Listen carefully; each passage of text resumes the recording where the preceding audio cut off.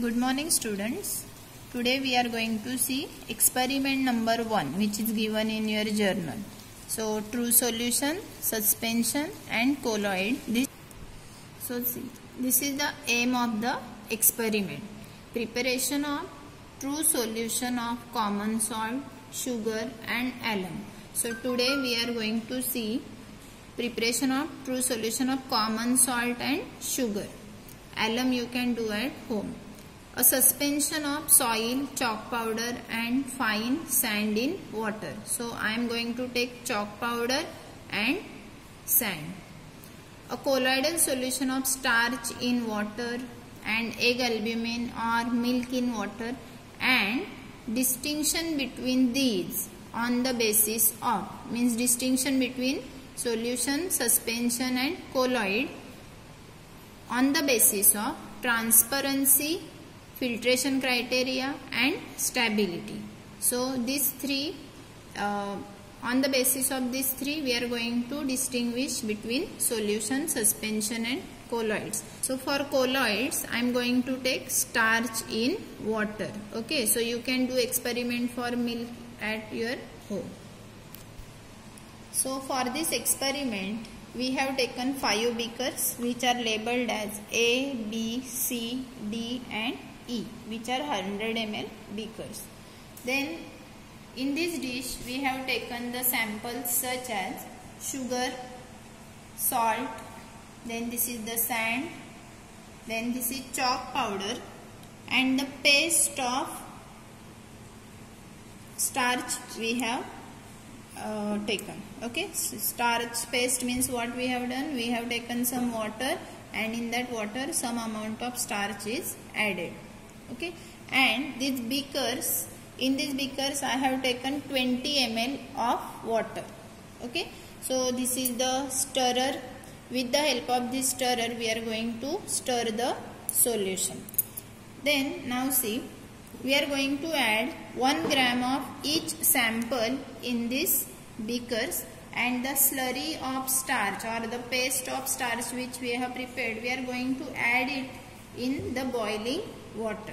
Okay, so see here, this is known as spatula. So approximate half gram is accommodated in this spatula. So I am going to add 2 spatulas, means 1 gram I have added sugar. Then in B I am going to add salt. It is also 1 gram. Okay. Then in C I am going to add this chalk powder which is also approximate 1 gram. Then in D I am going to add 1 gram of sand. Okay. So in E beaker we have taken some boiled water, and in that boiled water this slurry I am going to add, or the paste of starch I am going to add. Okay. So now these 5 mixtures are there and we are going to distinguish, or we are going to determine what is solution, what is suspension and colloid based on the 3 criteria. So we will proceed now. So first criteria is transparency. So to check the transparency, what we are going to do, we have taken one filter paper and on that filter paper I have marked cross, and this paper, on this paper I am going to keep these solutions. Okay, so if suppose the mark is visible then it is transparent, but before that we have to stir these solutions so that the sugar and salt will dissolve in it. Then also we are going to stir these solutions. Okay, yes. And after that we are going to place it on the cross mark. So now in this first A beaker I have taken sugar and water, so stir it. In the second salt I have taken, so I am going to stir it so it will get dissolved in this. Means what? These A and B. It is a homogeneous mixture, means it is known as what? Solution. As you know, we have already studied it in second lesson. Now this is C. In this chalk powder I have taken. So even if I am stirring it, it is not going to be dissolved. Means it is heterogeneous mixture, and these are known as suspension. So suspension means what? In which solute particles does not remain, but it remains suspended. Okay, so chalk powder, as you see, it does not dissolve, it remains at the bottom. Okay, then this is sand in water I have taken. So also I am going to stir this. So here also the solute, that is sand particles, remains at the bottom. It settles at the bottom, means it does not dissolve. That's why this C and D are suspension. So, and this E, in this starch I have added, starch paste I have added in boiling water. So see here, you can see the blur solution, and which is known as translucent, Here we cannot see that the starch is settled at the bottom. Okay. So see here, this is the paper which is marked. So now I am going to put beaker A. So from this the mark is clearly visible. So if mark is clearly visible, means it is transparent. So solution A is transparent. Now I am going to keep B. It is also, now see, you can see the cross mark, means it is also transparent. So these are A and B. Now I am going to keep this C, in which chalk powder is taken, and that also I am going to keep. So you can see the mark is not clearly visible. Okay, means it is not transparent, but it is opaque.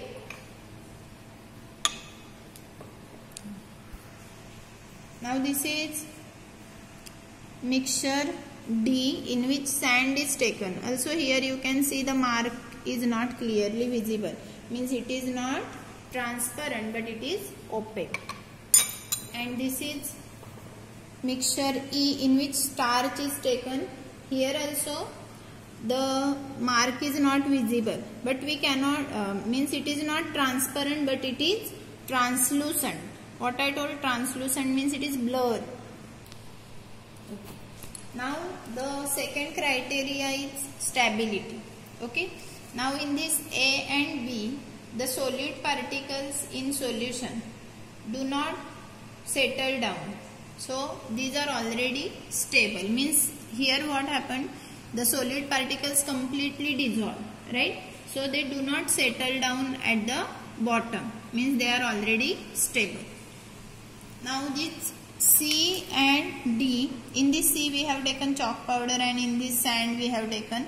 So if you will see, if it is settled down for some time, then you can see the sand particles and chalk powder are settled down, means solute particles are settled down. That's why these are unstable, means we have to settle it and then it becomes stable, means these are already unstable.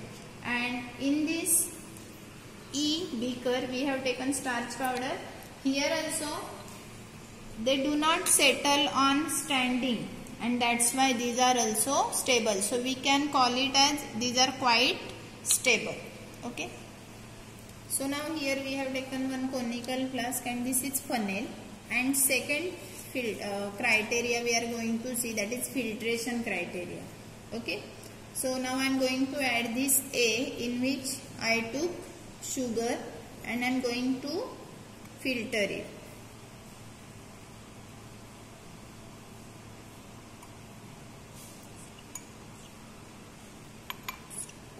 So after filtration you can see nothing is remain on the filter paper, means no residue left on the filter paper. Same procedure for B also. In B also nothing will remain on the filter paper. Here I have taken D beaker, in which sand is placed. Okay, now I am going to filter it.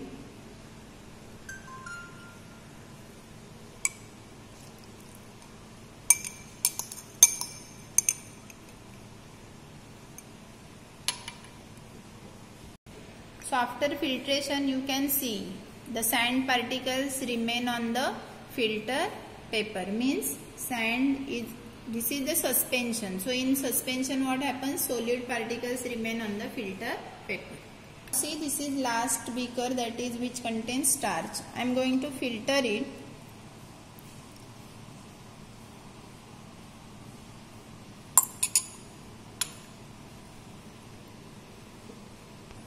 You can see the solution E. In this what happened?